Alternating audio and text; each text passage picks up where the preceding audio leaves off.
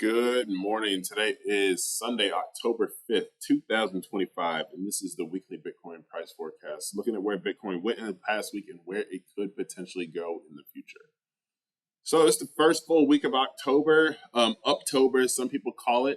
I talked a little bit about it last week, but September is generally the worst month for Bitcoin. If you look at it historically over the last 15 years, it just on average tends to print the worst months. And that kind of tends to be the case here. We see September actually wasn't that bad. It still ended up positive, which is better than normal. You usually see a negative month, but it saw a huge downswing before coming back up and then just continuing on in October up to the current day. So it looks like we're going to have, if this is the start to October and things are only supposed to get better from here, and I say supposed to, but it looks like they're going to continue to get better from here at this point. It'll be good. So at this point, we've already printed a new all-time high in October. So the new all-time high at this point is 125,750. So that's huge. That is a huge number. At this point, 125 is definitely a psychological level. We see we got up to about 124 here, which is right at knocking at 125's door, but we actually did hit it in October. So we had a couple months of consolidation, really. So between June, July, August, like this is all consolidation here. And now it looks like we're continuing the trend. And like I said before, I think we're going to hit 130 before hitting some type of resistance. And then from then on, it'll be up to 150 and, so on and so forth. And then we'll start to really see some stuff move, especially as we continue to see lower and lower interest rates, which I do think that that's going to be a continued trend here. It'll be good. It'll be good at this point. So let us take a look here. There's not really too much else to talk about on the monthly chart. So we've cleared this area. This is an area of support right here, and we see price came back down to it, touched it, and then just from there rebounded up to the top. I think this area will be the next major area of support, somewhere between 110 and 116. So this $5,000 range here. Before coming back up, it may come back down and tap it one more time, but we will see how that ends up working out. Weekly chart. What do we have? So we can see a very clear breakout here. So this is a really good week starting at the end of September. Price actually did come all the way back down to this the 21 week moving average. This is this white line right here. We see that's been a very strong level, especially on the weekly and higher charts. Between the 21 and the 50 here, the 50 is your blue line. You end up coming here. You had your cross of the 21 and the 50 way back in June of 2023. So this is really early on that you had this cross, and it never crossed back below it. So that is one thing that I'm looking for is like, hey, is there ever a cross on the weekly chart? If there's a cross in the weekly chart that this goes back below, all right, well, maybe I get a little bit more bearish at that point, but we'll see. But that would mean that, excuse me, the price had to go below the 50 moving average significantly and for a sustained amount of time to allow the 21 moving average to get below it. So that would take something pretty significant over a long period of time. But at this point, we see it's really just dancing on top of this 21 moving average.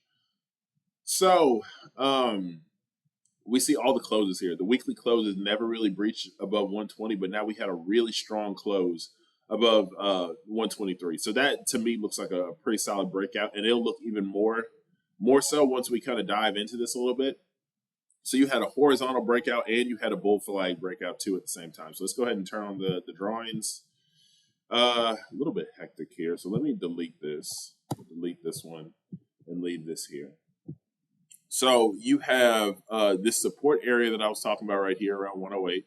I said like, hey, price isn't really going to get too much below this. And you have the short-term holder realized price. I need to update this. It was at 121 last time. I think it's probably somewhere up here, 112 or something maybe. But we just really see now that price is absolutely rocketing out of this area. If you wanted to look at it from a sideways perspective, it's still rocketing out of this sideways area. And now the only thing that we have left, like I said, is this upper area right here. Is about 130 to about 133, 135. You could touch that and see a pullback maybe to about 117 before testing again, maybe just 1-2, and then you finally get out to the upper side. So I think by the end of this year, we'll probably hit about 160 unless we just have some major events and whatnot. I think 160 to 175 is probably a pretty solid bet to see it rocket up from here, because Bitcoin it moves very slowly and then it ends up moving very fast. So from here we went from 75 to 119 at that point. What is that? That is like 30 something, 40 something. So in the span of 14 weeks, which is about a quarter, which is about what we have here. In the span of 14 weeks, we ended up moving. Let me see, how much did we move here? We moved from here to here, which is $45,000. So that was like $50,000 in the span of 13 weeks, which is about the length of a quarter, right? 12 weeks, 13 weeks of your quarter, 52 weeks in the year, so 13 weeks. So if we move another 50K, that puts you square at, somewhere around 150. That puts you somewhere around 150, and from the low here, let's call this the low. That puts you about 160-ish. Puts you at about 160, and that's pretty good to see. I think that is significant. I think that's a good price movement for the end of the year. My original one was 250 by the end of the year. That doesn't look like it's going to pan out. That would take a huge move at this point. But, hey, I still stand by that one. I made that bet back in, early 2023. And it looked like it was going to play out. But, really, we had a huge stall period in 2025. If we look at 2025, it was pretty much all down to sideways for the most part. And now we're just finally getting some levity, some upside. So, down here, and then now we've recovered. And I just see that continuing on the next year. So let's keep looking at it from a technical perspective. Again, you do have support. You had this bull flag, and now we're breaking out. You're still in this channel. So overall, if we look at it, this is a straight line up. No matter how stuff doesn't move in a straight line really, but we see that this is very controlled. This is very controlled within this channel. So this is well defined. We'll look at the daily chart. I think that has some good insights here. So. We see that we've been stuck in this channel, really. We tap support. You had a double bottom right here. So 1, 2, and then you had this cross again of the 21 and 50-day moving averages. So this stayed flat, and then the 21 moved around it, and then finally you had this break up here that just continued on to the upside. So that's really good to see.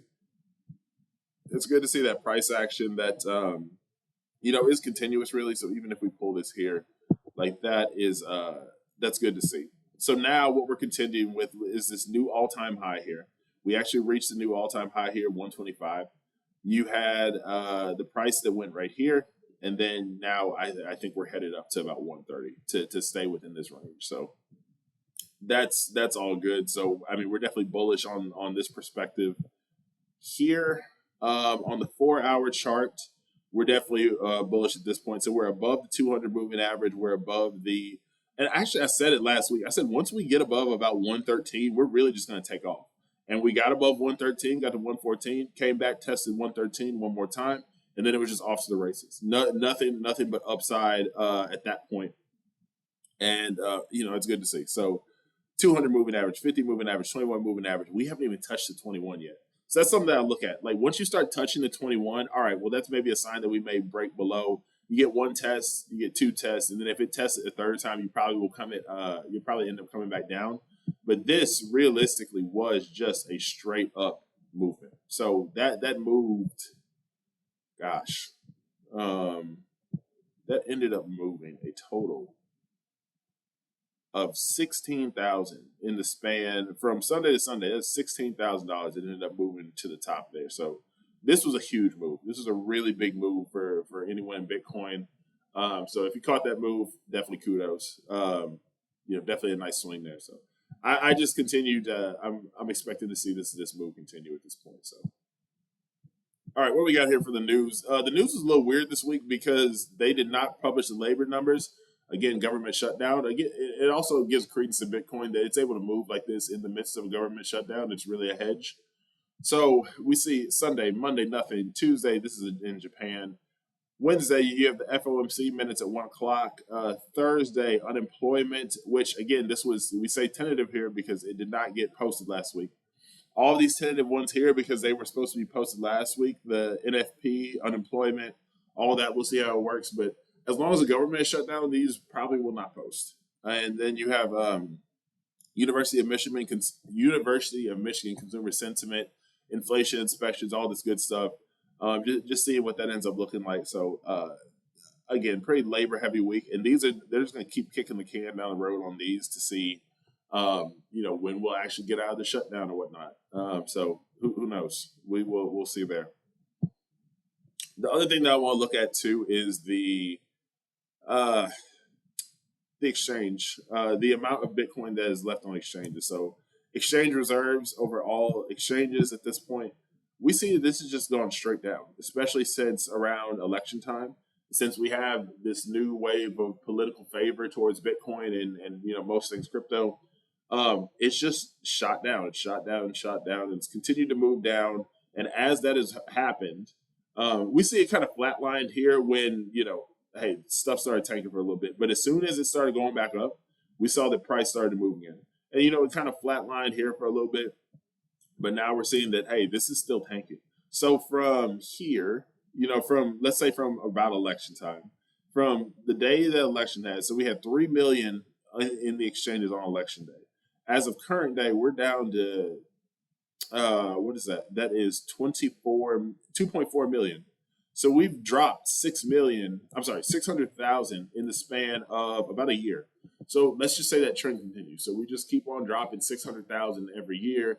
You're at, 2.4 million? So that'll take about 4 years before everything is depleted. So at this point, we're in 2025. So by 2030, there's not going to be anything on exchanges. And it may even be sooner, like 2028. I did some calculation on this. Maybe this was months ago to look at it. But I think it landed somewhere in between 2028 and 2030. Somewhere in that time frame. And we see even with the moving average here, this is the 50 moving average, 50-day moving average.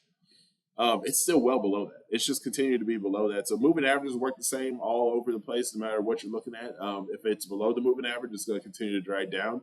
Maybe it tested a couple times, and moving averages really serve as a sort of dynamic support and resistance when you're looking at these type of charts. So we'll see. This is going to be an interesting week for sure. It's going to be something that people. October is going to be good. It's going to be good overall. So that's pretty much all I got this week. Just continuing to watch this upward price action and seeing how this goes. So other than that, y'all, it's been Chris Talks Crypto. Check out any crypto-based resources on christalkscrypto.com, and I will see y'all on the moon. Take care. Bye-bye.